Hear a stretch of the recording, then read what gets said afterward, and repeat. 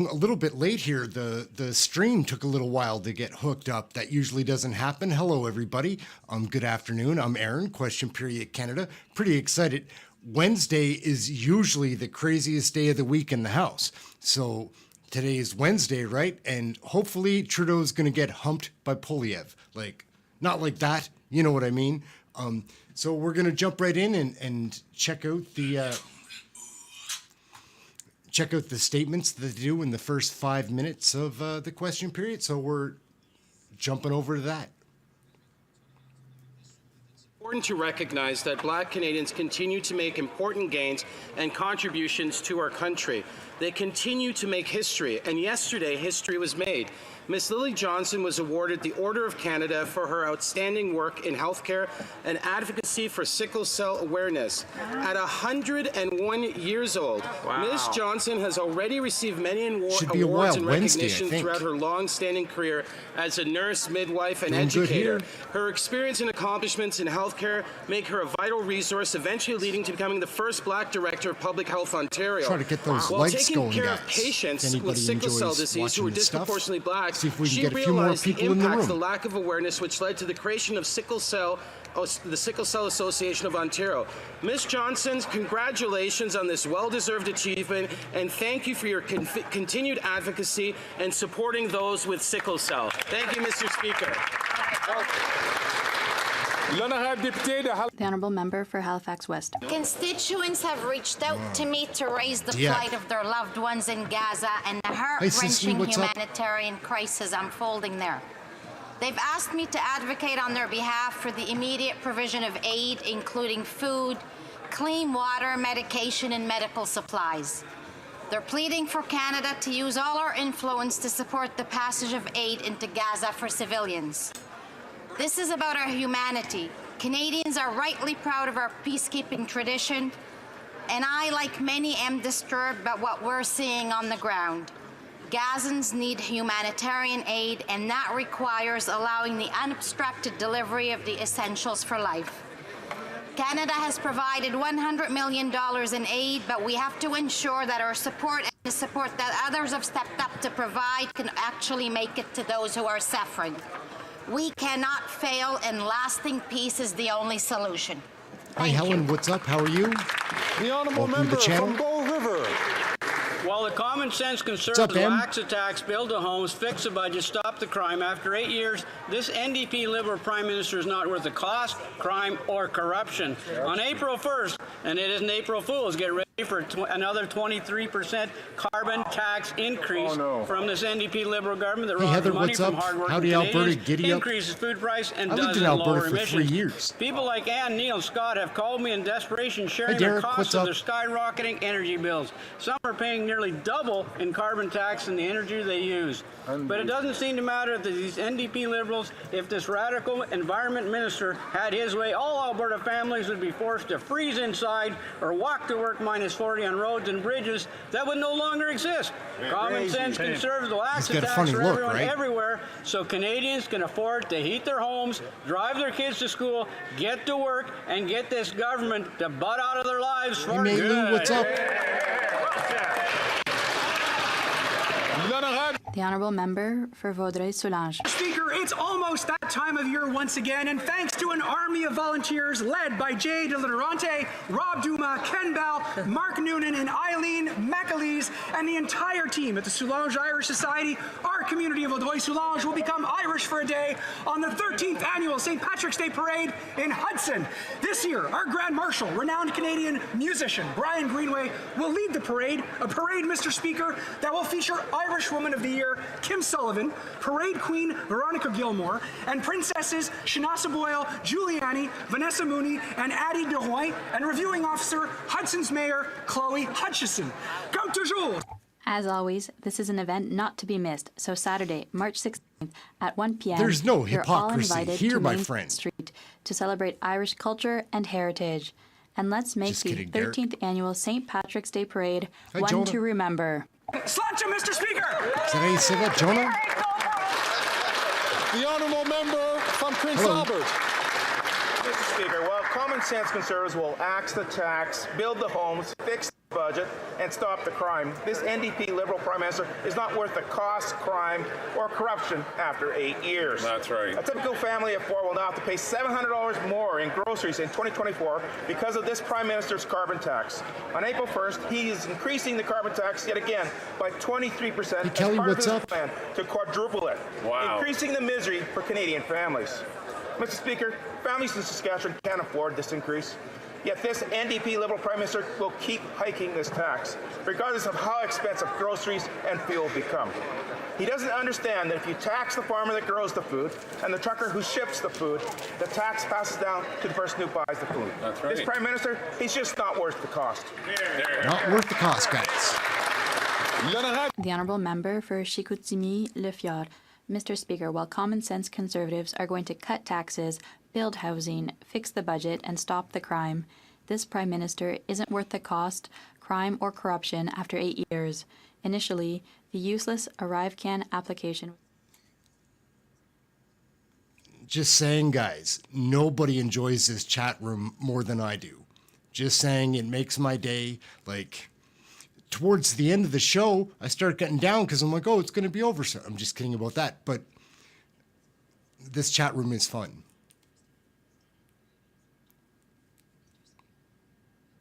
The ArriveCan app exceed the initial price by 750 times. I can't imagine.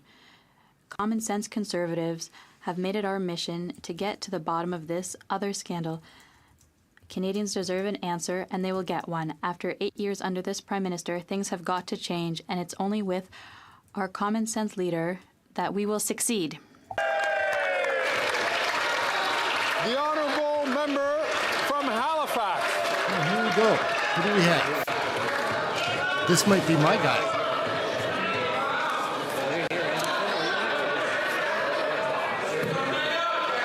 I've got a story about my MP. He played a dirty on me. The Honourable Member from Halifax. Mr. Speaker, last week I had the privilege of meeting with Tribe Network in Halifax, including CEO and founder Alfred Fergus. So, the Tribe Network is an organization. I'll tell the story another time, but he played a really dirty on me 9 years ago when I first bought my house. And like him personally, like he was at in my house. I just moved in like a couple of days before, and he was asking if concrete actions. Recently, they've joined forces with Volta Labs and Halifax. He was asking if he could put up because there was a campaign on. He was asking if he could use my property to put up a liberal sign, and I said no. Like, I'm brand new to this community, and I'm not liberal, and like, why would I do that? But they put the sign up anyway. There's more to the story. And I'm thankful to witness the legacy of pioneers like Viola Desmond being carried on today thanks to the dedicated work of Tribe Network. Here. Hey, Bob, what's up? The Honourable Member from Nunavut. Inuit, Indigenous, and Northern women have great strength. They deal with many hardships, including the effects of the lack of federal investments. They deal with overcrowded homes and so much more. Inuit and Indigenous women and Northern women make beautiful clothing from caribou, seal, and other materials. They work in partnership with hunters and many others. Funding for Inuit, Indigenous, and Northern women has never been enough. Now, they are forced to worry about whether even those meager funds will continue. Pond Inlet has overcrowded schools. They must be funded for another. In Cambridge Bay, they ask for funds to keep passing on traditional knowledge. In the Kivadlik, economic development programs must continue. The Liberals are planning to set programs like Inuit Child First Initiative. They need more supports, not less. The Honourable Member for Mirabel. Mr. Speaker, it's already been a year since We're kind of late on starting. I don't know why that is. The maple capital of the world, right here I in this was late house. getting a signal today. Capital because that might have quality something reigns to do with supreme, it. They might be and delayed pride in runs the through House our of Commons. veins I'm not like sure. maple water. And for those who doubt it, a change of capital about 5 minutes is a behind. revolution. So I would like to recognize all the maple metropolises in Quebec. On February 21st, with Patrick Charbonneau, the mayor of Mirabel, Stéphane Michaud of Tourisme Mirabel, and several maple producers, we launched this season by awarding the prize for the largest maple tree in Mirabel to the Vermette family of St. Augustine, a beautiful beast with a circumference of over 15 feet and more than 200 years of history. Now, that's a maple. Well, Mr. Speaker, I wouldn't be surprised if it's the biggest in Quebec and even in the world. Mr. Speaker, our sugar bushes are very ready to welcome you with all the know-how you've come to expect. Dear colleagues, welcome to the maple capital of the world, and happy maple syrup season. Is that what you mean, Derek? The audio's too low for the CPAC? Because I can try to improve that. I'd ask all members to lower the volume a bit so that the speaker can hear the statements by members. From Battle River, Crowfoot. Let me know if it's too quiet. Thank you very much, Mr. Speaker. I like watching Kirk. This NDP Liberal Prime Minister is not worth the cost, crime, or corruption after 8 years, especially with revelations related to a Arrive scam. While common sense Conservatives will axe the tax, build the homes, fix the budget, and stop the crime, that Prime Minister wasted at least $60 million on his ineffectual app. After fighting for weeks to get witnesses to committee, we have new information that GC Strategies contract resulted in an expense for $19 million to a company that does not do IT work. For this app that sent more than 10,000 Canadians forcibly into quarantine with no justification. Today's motion that Conservatives brought forward is essential as it calls out the lack of transparency from the Liberals and will require accountability for this injustice inflicted upon taxpayers. Mr. Speaker, while Liberals use every trick in the book to stop the truth from coming to light, Conservatives will bring home accountability back to this country.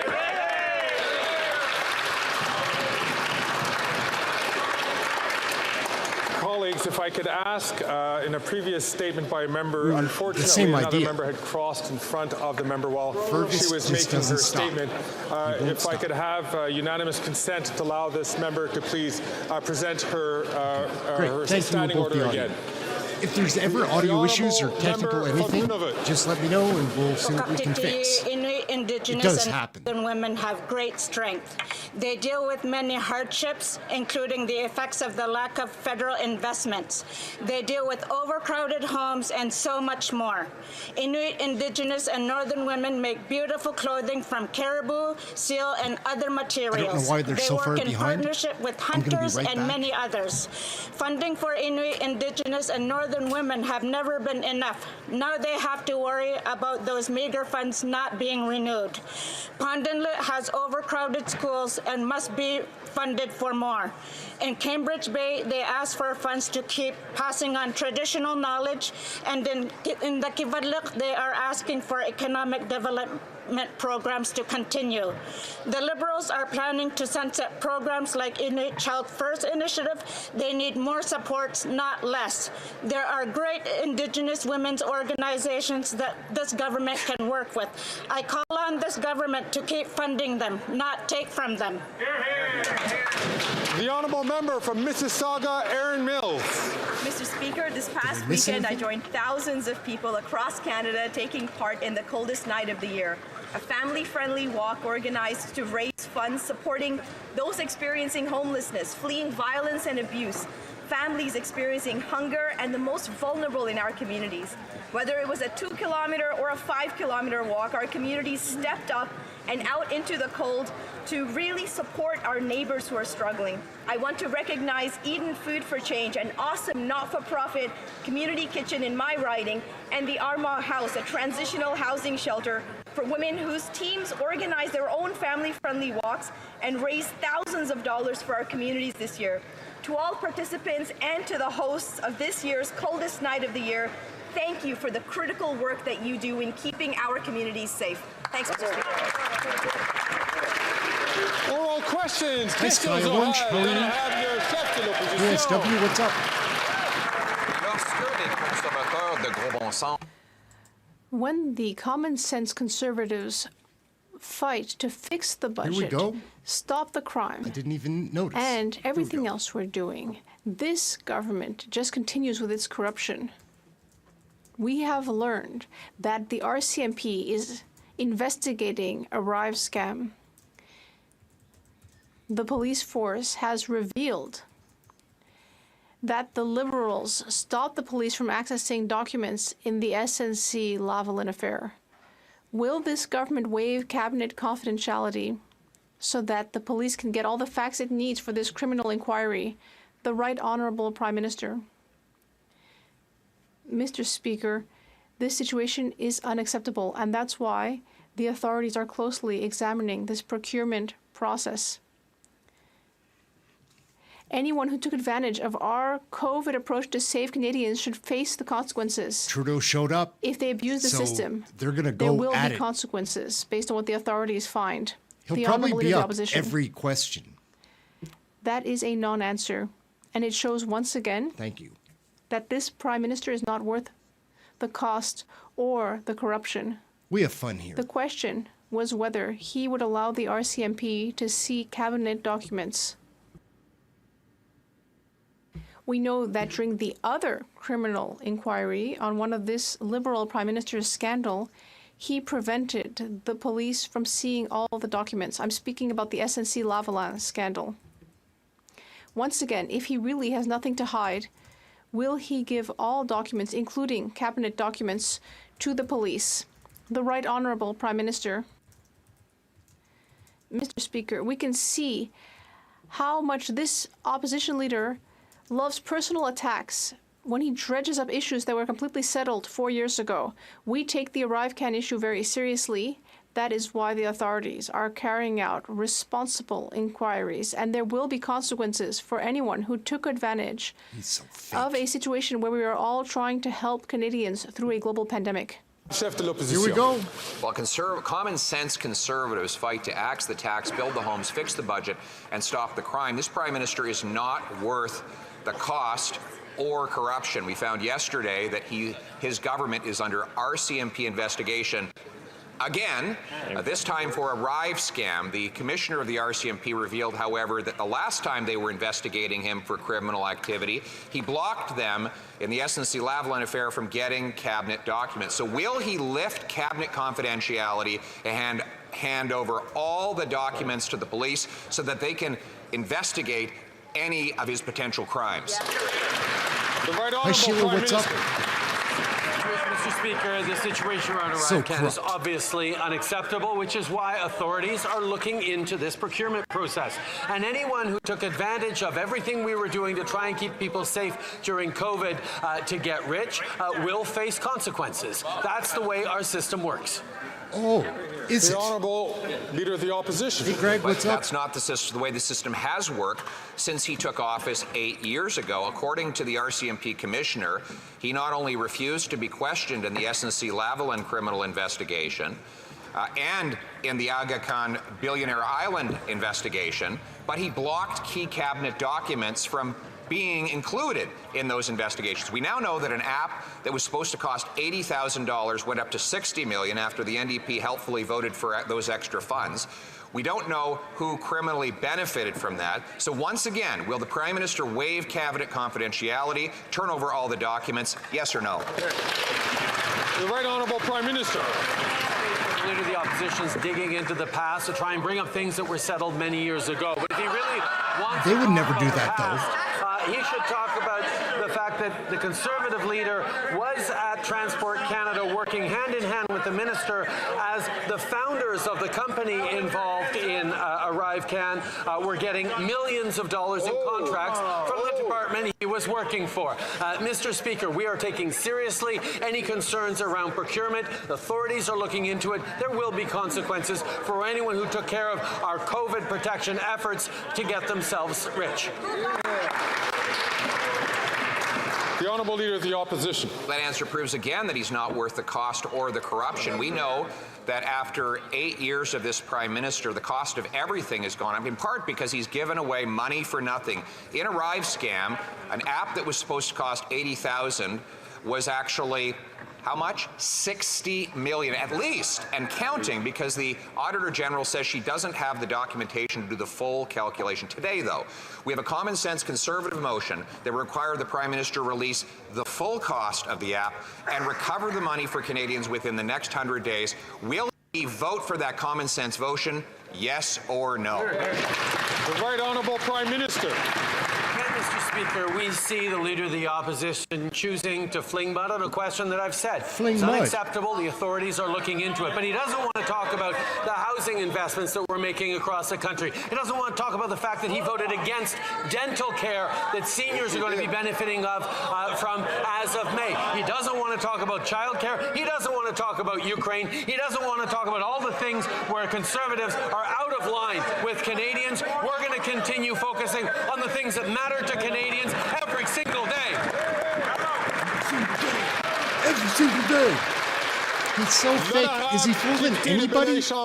The Honourable probably Member fooling for a couple of Bel-Air people, Chambly. but he's weak. Mr. Speaker, Every single day. this government, with the NDP, wants to bring in Medicare, but that won't give anything additional to Quebec, Albert, which what's already up? covers drugs and which was an inspiration for the federal government.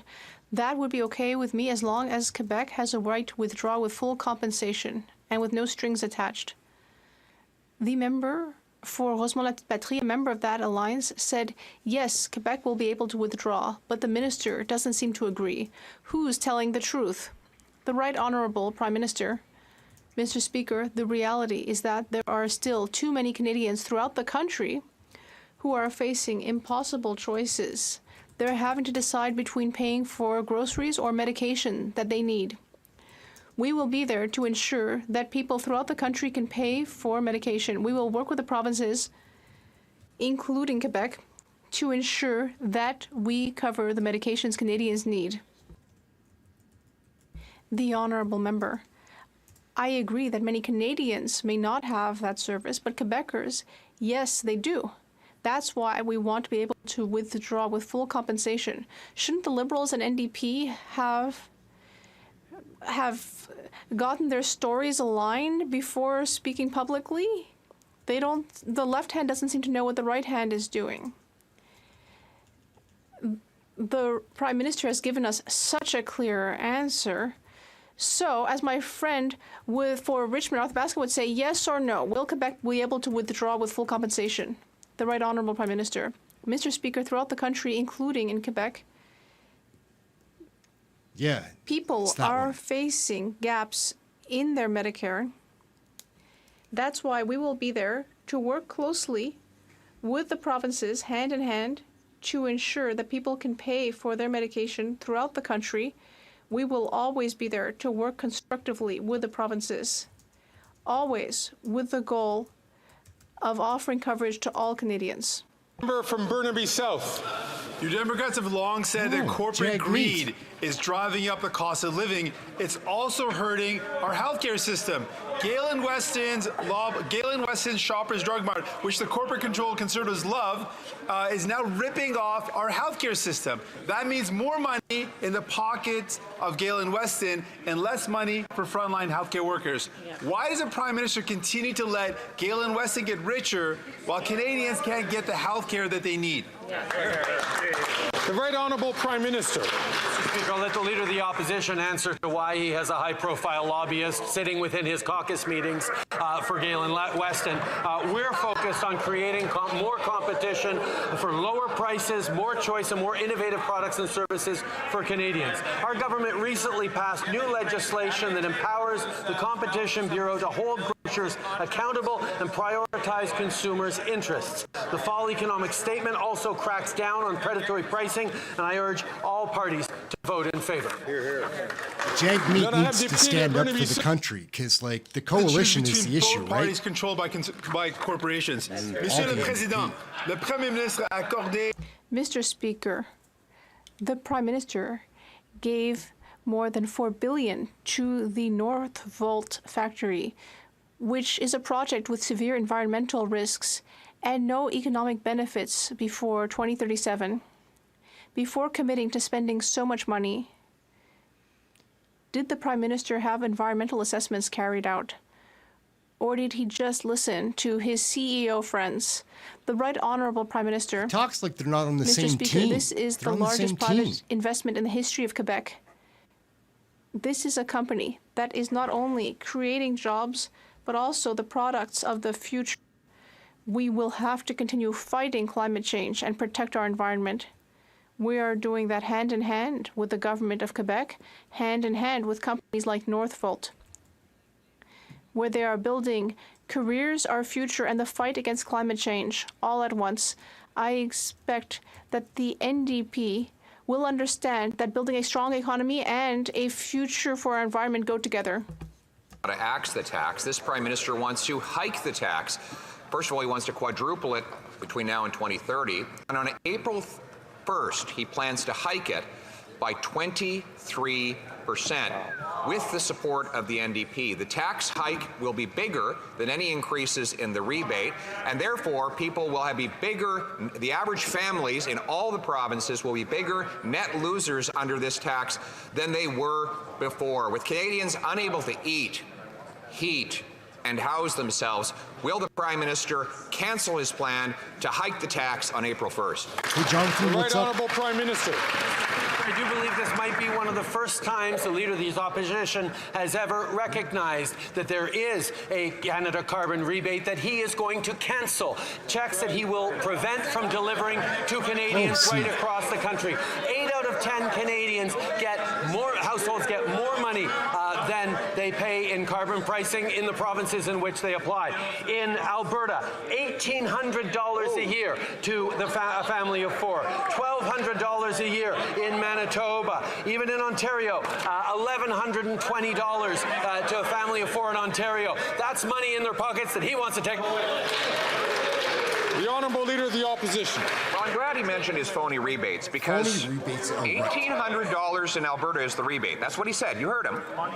Here's the gross cost, $2,943. So he's going to take away $2,943, but give back $1,800, and then ask you to be thankful for it, Mr. Speaker. Here we go. This Isn't is great. that just proof that the carbon tax is just like him, not worth the cost? The Right Honourable Prime Minister. Speaker, the Parliamentary Budget Officer himself recognized that the $1,800 in rebate that we're sending, for example, to a family of 4 in Alberta is more than that family of 4 costs with the price on pollution. That is I don't believe that. Do you believe it?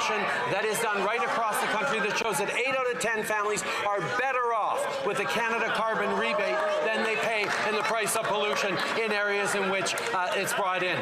We are both fighting climate change and delivering more money to households across the country, money that he wants to take away.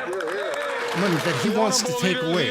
Speaker, the Parliamentary Budget Officer report is in my hands. Page 3 of a distributional analysis of the federal fuel charge under the 2030 emissions reduction plan. Google it. Look it up. It's on the Parliamentary Budget Officer's website. You don't have to believe me, and you certainly don't want to believe him. Go look for yourself. The average Ontario family will pay $1,674 in carbon taxes next year. This is good stuff. That's $630 more than they get back in rebates. So why doesn't the Prime Minister Google it, look up the report, check the facts, and axe the tax? The Right Honourable Prime Minister. What's he going to say now? Oh, it's rowdy. Greg Fergus is going to interrupt. The Right Honourable Prime Minister.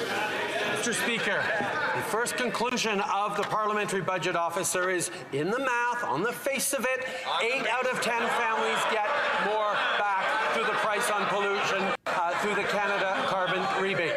The reality is, if one wants to talk about longer-term and broader economic consequences of a price on pollution, you have to talk about the cost of inaction. You have to talk about the benefits of investing and innovating in carbon reduction technologies. That's the full picture that the Leader of the Opposition doesn't want to look at, because he doesn't think you can build a strong economy and fight climate change at the same time.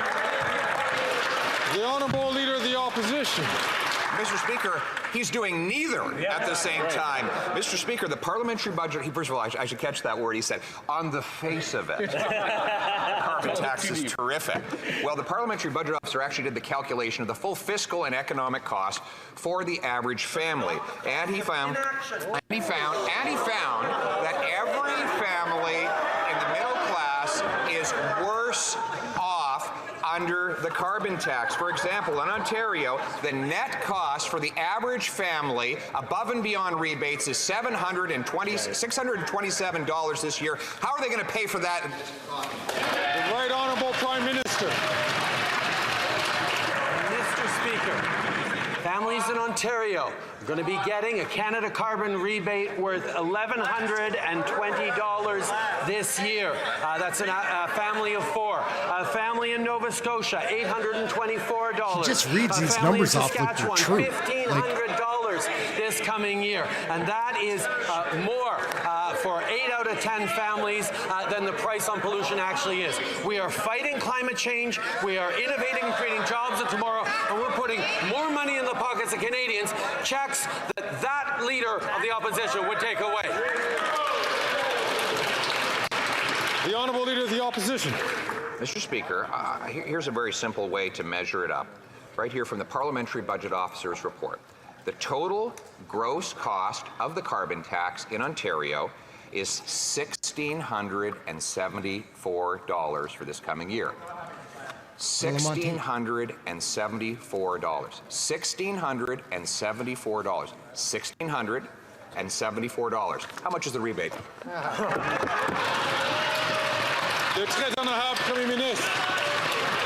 With record-setting wildfires last year. Oh, here we go. What are you talking about? Wildfires? We did have fires. That is real, but I was going to say that's because of climate change. Good suggestion, the Honourable Prime Minister from the top.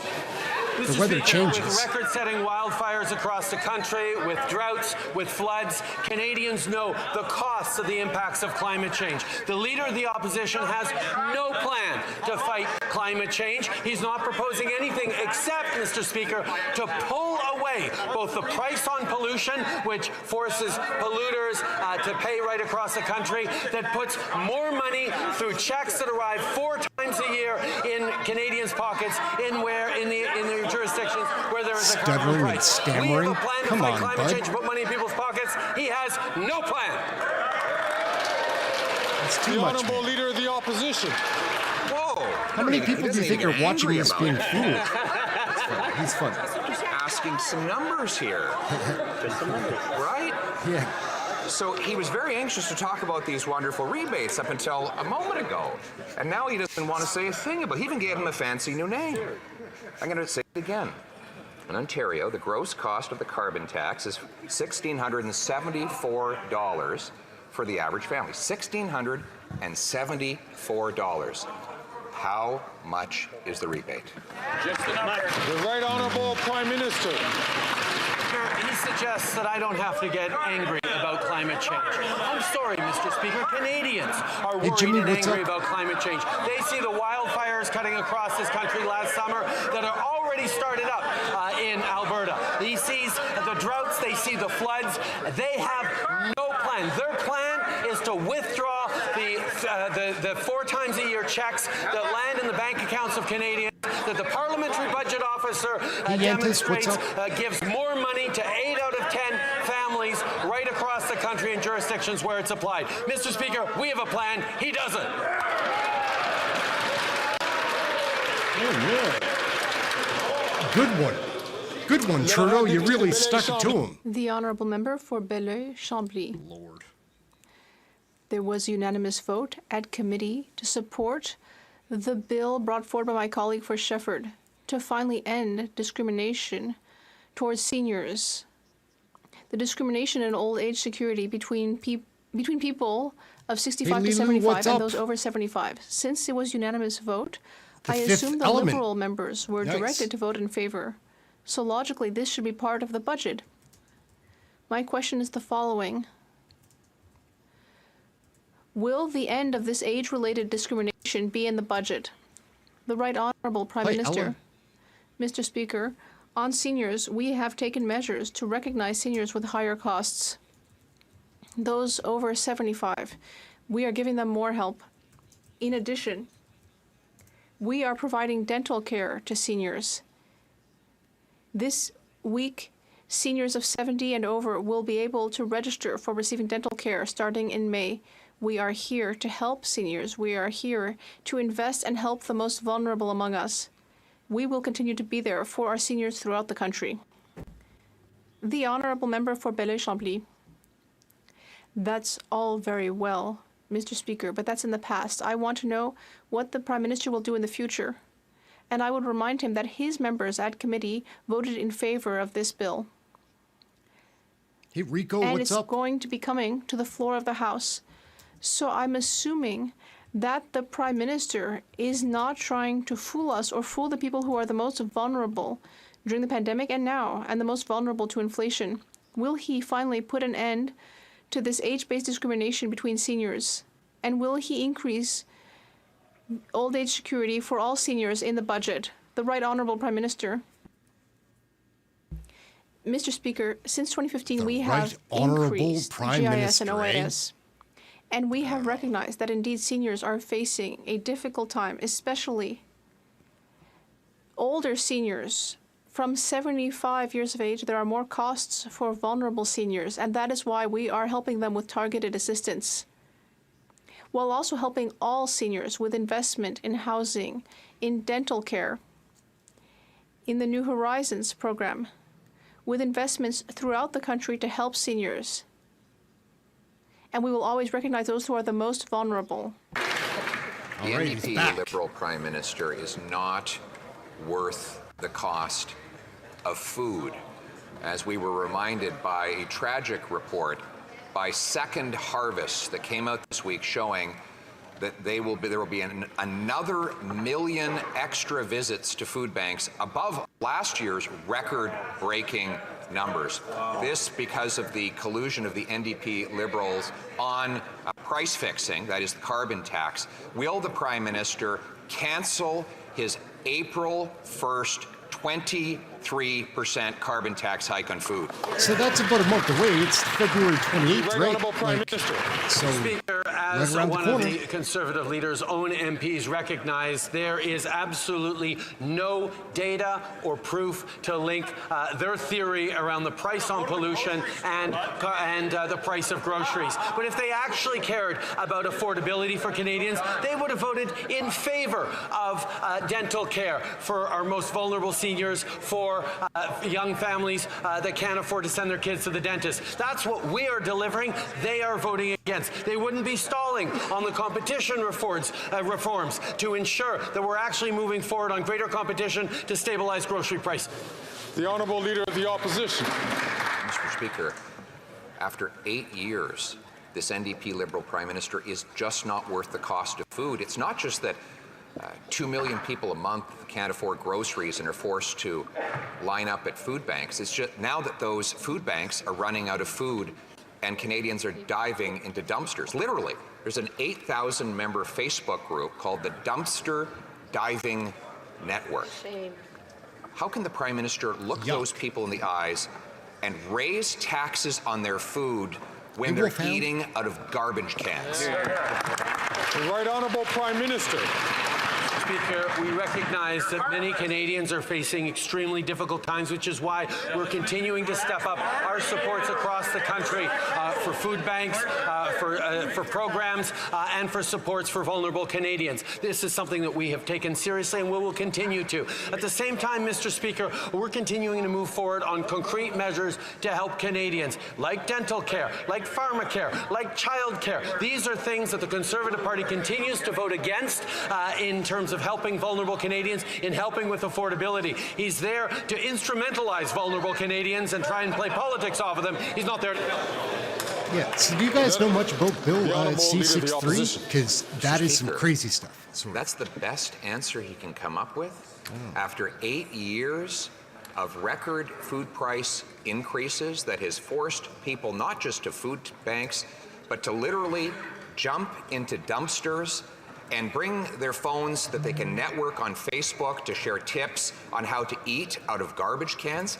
In Canada, life was not like this before this Prime Minister, and it won't be like this after he's gone. In the meantime, we'll at least have the humanity to cancel his April 1st 23% tax hike. Such a big hike. Right Honourable Prime Minister. Speaker, Farmers across this country know the impacts of climate change on the food supply in Canada, on the growing and production of food.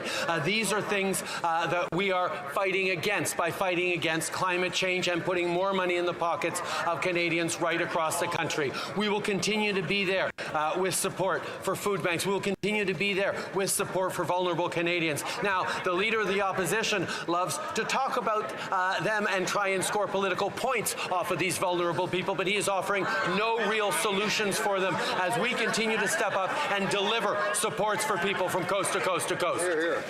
The Honourable Leader of the Opposition. Thank you, Dive for Canada. You're amazing. According to the Second Harvest organization, there have been an additional 1 million visits, or there will be 1 million additional visits this year due to food inflation. These additional visits to food banks have been caused by the Prime Minister. According to some experts, the Prime Minister should at least freeze the carbon tax, but the Bloc Québécois has voted to radically increase the taxes on the farmers who produce our food. Will the Prime Minister ignore the Bloc Québécois for once, cancel the costly coalition, and axe the tax on food?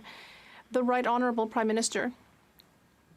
Mr. Speaker, no party in this House needs to be preached to by the Conservative Party when it comes to helping vulnerable people, because the Conservative Party just wants to lower taxes on the wealthy, help out well-heeled people, and not support vulnerable Canadians, whether with food banks, dental care, child care, seniors. We know that the Conservatives only have austerity and cuts to offer. We will continue to be there for people and fight climate change. From Nunavut. The Northerners continue to experience the worst housing crisis in the country. Overcrowding is so bad that families sleep in shifts. One home was cracking in half from the melting permafrost and only held together by duct tape. This cannot continue. For years, the government has ignored the territorial's call for investments to housing. They need the housing funding now. Will this Prime Minister respect the territorial governments and deliver the funding they need to build homes? The Right Honourable Prime Minister. For the question and for the work that the Honourable Member does to speak up for people in the North. We are always going to be there to invest in housing, to work hand in hand with Premier Ahiaguk and others to make sure we are delivering for people in a situation that is extremely difficult for them. We recognize these challenges, which is why we've sent millions and millions of dollars to the territories for building of new housing, and we will continue to be there with even more. The Honourable Member from Nanaimo Ladysmith. Mr. Speaker, sky-high food prices are driving people to food banks. This didn't happen overnight. It's because consecutive Liberal and Conservative governments put the profits of rich grocery CEOs before people. Visits to Nanaimo's Loaves and Fishes food bank is up 44% in just 6 months. Loaves and Fishes is beyond capacity and requires federal funding in building a distribution centre to keep up with demand. Mr. Speaker, will the Prime Minister provide this funding so that people on Vancouver Island are not left to go hungry? The Right Honourable Prime Minister. Mr. Speaker, we have stepped up our supports as a federal government to food banks and organizations serving the most vulnerable right across the country, and we will continue to. On terms of grocery prices, more competition means lower prices, more choice and more innovative products and services for Canadians. So we're going to continue to work on our new legislation that empowers the Competition Bureau to hold grocers accountable and prioritize consumers' interests. There is much more to do, and we're going to continue to do it, working alongside anyone in this House who wants to tackle affordability and ensure that we're helping the most vulnerable across the country. The Honourable Member from Mississauga East Cooksville. Mr. Speaker, I've heard loud and clear from unionized workers in my riding about how excited they are about the government's bill to ban the use of replacement workers in federally regulated workplaces. Yesterday marked another significant step in the right direction as Bill C-58 received unanimous support in this House. Workers know that our Liberal government stands with them because the best deals and the most powerful paychecks are made at the bargaining table. Will the Prime Minister update this House on progress on this historic legislation to ban replacement workers?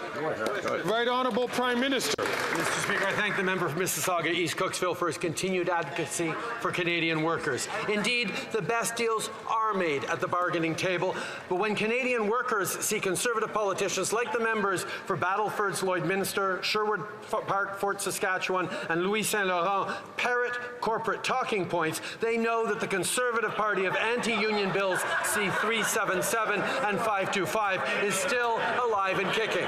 Canadians won't be fooled by this Conservative leader caving to pressure after a steady 19-year political career opposing unions. Still has his tan. The Honourable Leader of the Opposition. Tax the tax, build the homes, fix the budget, and stop the crime. Meanwhile, this Prime Minister has doubled housing costs since he promised to bring them down. A National Bank report out Thursday revealed that in Victoria and Toronto, it now takes an astonishing 25 years for the average family to save for a down payment. And in Vancouver, it's 29 years. This after he's created $80 billion of new housing spending that has been vaporized by bureaucracy. So will he finally follow our common sense plan to cut the bureaucracy and build the homes? I didn't find it so bad from 2015 to 2018. I didn't notice a big change. And Saskatoon, adding to the dozens of agreements we've signed across the country to fast-track the construction of housing with over 600,000 homes. Now, the Conservative Party plan, which he's talking about, is to insult mayors and cut critical infrastructure funding, and it won't get any more homes built. Cities understand that we need to change the rules to get more homes built faster, and indeed, the only one gatekeeping this progress is the Conservative leader himself. The Honourable Leader of the Opposition. He pretends he hasn't been in government for the last 8 years. He acts like this is his first day on the job, Mr. Speaker. In fact, that he has to read off notes would suggest it is his first day on the job. But the reality is that housing costs have doubled since he promised to lower them. Yes, he's created massive programs with wonderful new agreements and beautiful photo ops where politicians pat each other on the back and smile while they cut ribbons. The problem is that after 8 years, nothing is getting built. Why won't the Prime Minister get out of the way, cut the bureaucracy, so we can build the homes? Hi, Grace. What are you saying? How are you? Welcome to the broadcast. I don't think I've seen you here before. The leader of the opposition, including some time as a housing minister, and his plan to fix housing is anything but a plan. It won't build homes fast enough, it doesn't reach enough cities, and it creates unnecessary bureaucracy. He'd also, get this, rip up the housing accelerator agreements, which are unlocking over 600,000 new homes, and he'd put the GST back on apartment construction. Housing experts like Mike Moffat say the Conservative leader's plan is exceptionally weak, and it's a sign that the Conservatives don't understand the urgency or scale of the housing crisis. The Honourable Leader of the Opposition. Hey, Darryl, what's up? He brags that there's a housing crisis after he's been in power for 8 long years. He quotes the same failed liberal academics that gave him the advice that helped him double the price in the first place. Our common sense plan will incentivize cities to speed up and lower the cost of building by requiring they permit 15% more homes as a condition of getting the money. The more they build, the more they get. The less they build, the less they get. We pay builders based on the number of homes they build, realtors on the number that they sell. We should pay municipalities based on the number they permit. Isn't that common sense? The Right Honourable Prime Minister. Hey, Vic Motto, what's up? Mr. Speaker, slogans and buzzwords don't get housing built. Deals, constructive deals with municipalities and provinces do. And Mr. Speaker, we see time and time again, Conservatives have nothing to propose but cuts, conditions, and fights with municipalities, fights with community organizations, crossing their arms and tossing insults at people instead of actually proposing real plans. We are busy working on delivering hundreds of thousands of new homes over the coming years. This is the work that needs to get done. The Conservative leader just needs to get out of the way. The Honourable Leader of the Opposition. This just goes to show again that he is not worth the cost of housing. He says that we're going to build homes. Well, he's been Prime Minister for 8 years, and what's the result? Well, he has doubled the cost of housing. In fact, rent has tripled in Montreal in the past 8 years. What's my common sense plan? Well, I'm going to give municipalities bonuses if they build more, and penalties if they build less. That's common sense. Will he finally follow our plan to cut the bureaucracy and build the homes? The Right Honourable Prime Minister. Mr. Speaker, the Conservative leader, what he has to offer is cuts, austerity, and squabbles. He's picking fights with NGOs, with municipalities all over the country. We, however, want to work hand in hand with municipalities, with provinces, with NGOs and not-for-profits to bring down rent prices, to build more housing units, and to create more opportunities for young people and families to buy their homes. We have a plan. We're delivering results. All he has to offer is cuts, fights, and austerity. The Honourable Member for Belleuil-Chambly. All right, we've got some block. The government is dealing with one of the worst financial scandals in the history of the public service, somewhere in the public service. This is the worst scandal since the sponsorship scandal. Now, we have 4 clear requests. First, we want the Prime Minister to acknowledge his responsibility. Second, we want him to implement an independent inquiry. Third, we want him to recover the money. Get the money back, for heaven's sake. And fourth, we want this massive error to be fixed. So let's start with the first request. Does the Prime Minister admit that he, as Prime Minister, should be held to account for Quebecers and for Canadians? The Right Honourable Prime Minister. Well, Mr. Speaker, of course this situation is unacceptable. That's why authorities are following up and investigating this procurement situation, which obviously did not go as planned. Anyone who profited unduly on the actions of a government which was focused on saving lives during COVID-19, anyone who profited from our government to make personal profits should face consequences. We are allowing authorities to investigate as needed. The Honourable Member for Belleuil-Chambly. Well, we agree on something. It's unacceptable. The Prime Minister is responsible for something which is unacceptable. So he should take just a bit of action, shouldn't he? Next, what will he do to recover the tens of millions of misspent taxpayer dollars? For example, the CBSA, will he put them under guardianship? Will he instigate an inquiry? The Right Honourable Prime Minister. Mr. Speaker, as I said, we do agree that this situation is unacceptable. That's why authorities are currently following up on the contracting processes. Authorities are also looking at all years during which individuals who work for these companies may have profited from government procurement contracts. So, of course, we need to take this seriously. And, of course, authorities are taking this seriously. The Honourable Leader of the Opposition.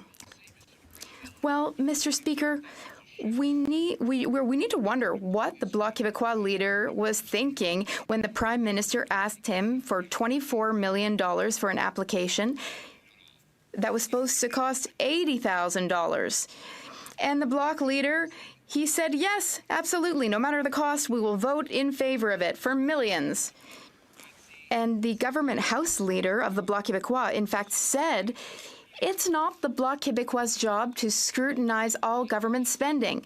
We support the government and we tell them to go ahead. So what is the Bloc even good for?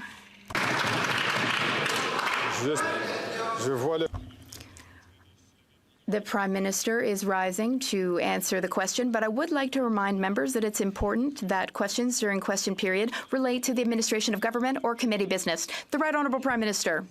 They're tyrants. The leader of the Conservative Party asked me what the Bloc is good for. I find that that question is hurtful to Quebecers. Even if I may disagree with the Bloc Québécois and their desire to constantly pick fights, The Bloc Québécois was elected by Quebecers. Those Bloc Québécois members of parliament sit in this House and they do their jobs. The party across the way disrespects Quebecers. They disrespect mayors in Quebec. On this side of the House, we have work to do, and we're doing it. I don't know if any of what he just said is true. Like, do you believe any of that? She's standing there talking, lying to camera. The Honourable Leader of the Opposition. Well, this is really something.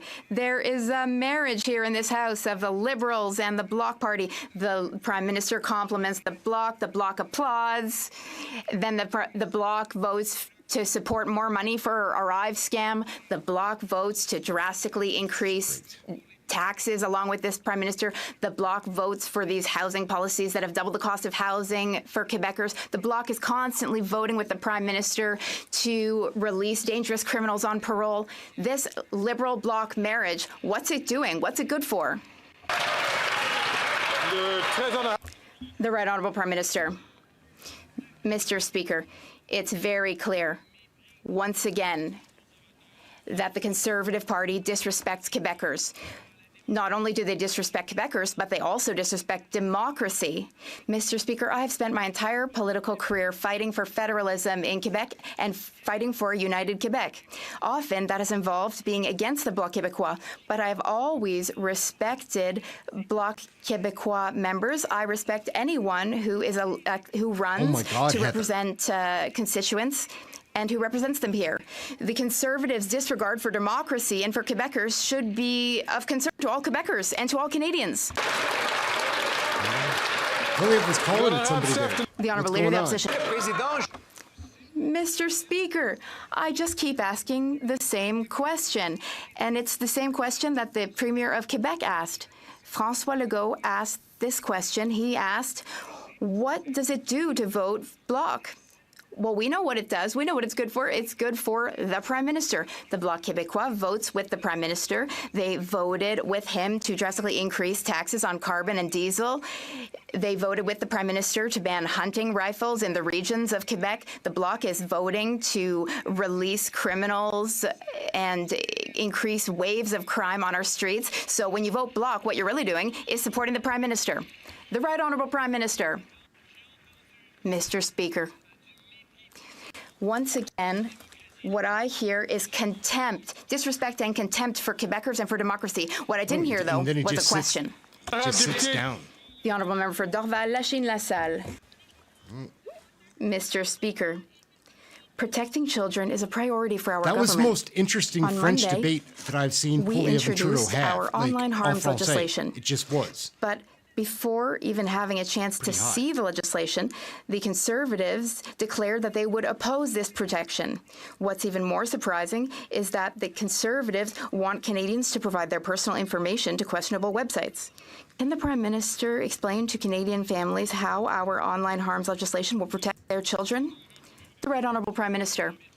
Mr. Speaker, I thank the member for Dorval-Lachine-LaSalle for her important question. We are working tirelessly to fight the real consequences of online harms. These consequences are very real and sometimes tragic.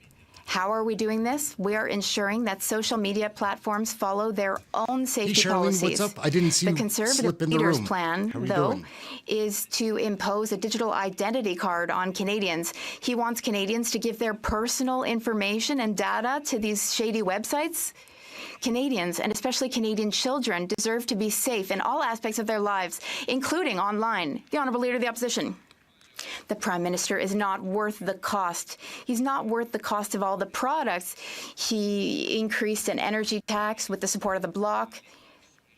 He has increased taxes on paychecks, once again, with Bloc support. He has increased inflationary spending, always with the support of the Bloc. The Bloc votes for all of his discretionary spending. Now, the Prime Minister wants to hike taxes on beer, on wine, and on all other types of alcohol. He wants to hike these taxes on these products on April 1st. You know, after all these Prime Minister's taxes, what Canadians need is a drink. Will he cancel these taxes? That's pretty funny. The Right Honourable Prime Minister. Mr. Speaker, It's very apparent, yet again, that the leader of the Conservative Party is looking to pick fights. We are here to invest to help vulnerable Canadians through dental care, through daycare spots. We are here to invest in seniors as well, to protect their pensions. He, though, wants to attack and cut pensions. We're here to help Canadians across the line. We will always be here to protect the most vulnerable. The Honourable Leader of the Opposition. Tax, build the homes, fix the budget, and stop the crime. Meanwhile, the NDP Liberal Prime Minister has raised taxes on gas, heat, and groceries, raised taxes on paychecks, raised income taxes on middle-class and lower-income Canadians, raised taxes on small businesses. He keeps raising taxes. It's enough to drive a man to drink, but he wants to tax that too. On April 1st, another 5% increase on beer, wine, and spirits that will kill jobs for those workers and raise costs on consumers. Will he have the humanity to let someone have a drink in peace?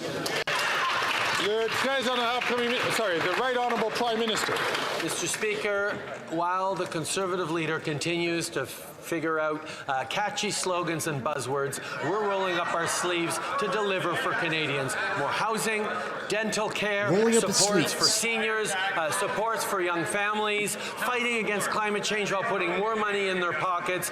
We are doing the hard work of delivering for Canadians while he proposes nothing but cuts to programs, austerity, and catchy slogans. Mr. Speaker, we need continued responsible approach to government, and that's exactly what we are delivering. The Honourable Leader of the Opposition. After reports that the RCMP had to intervene at the Winnipeg labs due to a security breach, and great speculation, public speculation of espionage by a foreign dictatorship at that Canadian lab, the Prime Minister fought tooth and nail for any of the documents to come out, including by defying a motion of this House. We found out from a letter written by all parties that had seen the documents, including a Liberal MP, that this was to cover up embarrassment, not protect national security.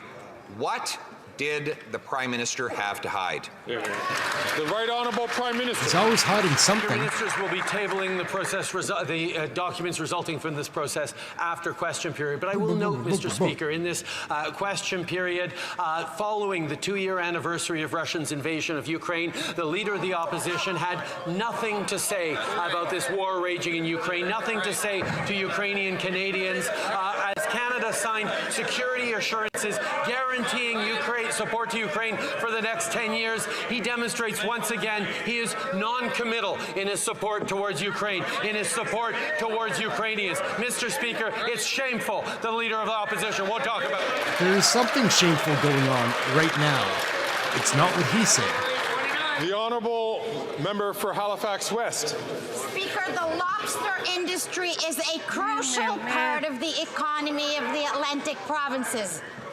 Last week, Conservative MPs from Ontario and Alberta saw fit to shockingly attack this industry, the economy of our region, and by definition, the women and men who make the industry thrive. Can the Prime Minister tell fishers from my region why, contrary to the opposition, we will always promote this important industry abroad? The Right Honourable Prime Minister. Speaker, I thank the member for Halifax West for her advocacy on behalf of Atlantic Canadians. On this side of the House, we are proud that Canadian lobster is being exported around the world, bringing $2.6 billion to our economy and supporting the livelihoods of communities across the Atlantic. But last week, Conservative leadership demonstrated that they don't care to understand the economic importance of this industry for our East Coast. Atlantic Conservative MPs who stand with their constituents should demand an apology from their leader and their deputy leader for the disdain they show towards hardworking Atlantic Canadians. He's going to be such a tyrant with this Bill C-63, guys. It's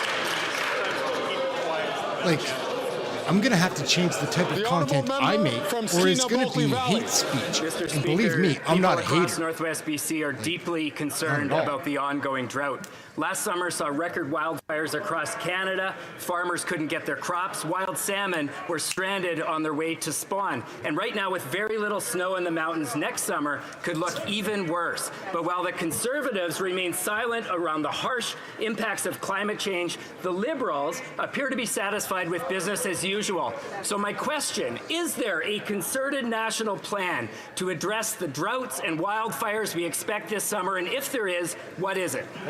The Right Honourable Prime Minister. Speaker, last year was one of the worst wildfire seasons on record. We saw droughts, we saw floods. We know the impact of climate change is real right across the country, something the Conservative Party continues to deny.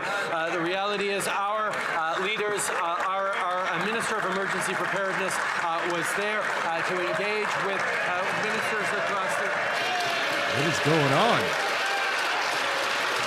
I don't know what happened. The Conservatives are wound up with something. Who's back? They're saying come down.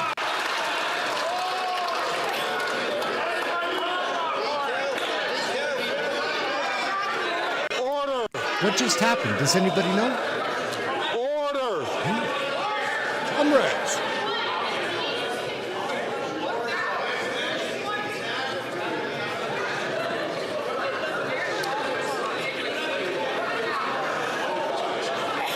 He just stands there like a dummy.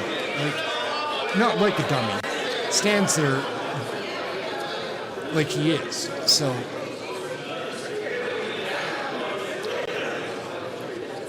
Colleagues, it is important not to be disruptive in the House or to cause disorder in the House. This applies to all members from all sides. I encourage you, please, to conduct yourselves accordingly to allow questions to be asked and for answers to be given. The Right Honourable Prime Minister from the top, please. Mr. Speaker, Conservative MPs just demonstrated their complete lack of respect for their constituents who face the direct impacts of climate change in floods, wildfires, droughts right across the country. The fact is they have no solutions, no plan to deal with it. Our Minister of Emergency Preparedness has already engaged with partners across the country in provision of what may be a very bad season for climate impacts and for wildfires. That's why we're going to continue to fight against climate change while we grow the economy and be there to support Canadians from coast to coast to coast, something Conservatives have no plan for. The Honourable Member from Saanich Gulf Islands. Thank you. Thank you, Mr. Speaker, and to the Prime Minister who's so concerned about the wildfires, the zombie fires still under the snow. The wildfire season has already started, and yet quietly on Friday, February 16th, Environment Canada posted extension to consultation on clean electricity regulations. The David Suzuki Foundation has posted a warning. Does this mean more delay? Does this mean clean electricity regulations are to be weakened? Can the Prime Minister assure all Canadians that we have more than rhetoric to throw at the wildfires in this country? Trudeau's going to Prime Minister put this fire following out. consultations that started in August of 2023, we recently released an updated draft of the clean electricity regulations. A net zero grid will serve as the basis for climate actions across the economy, like helping Canadians switch from electric transportation and heating. Our government is committed to working closely with all provinces, territories and partners, delivering the benefits of a clean grid in a way that ensures reliability and affordability for all Canadians. And thus brings to an end a question period. I recognize so that brings us to the end of that. What do you think? Poilievre did a lot of en français aujourd'hui. And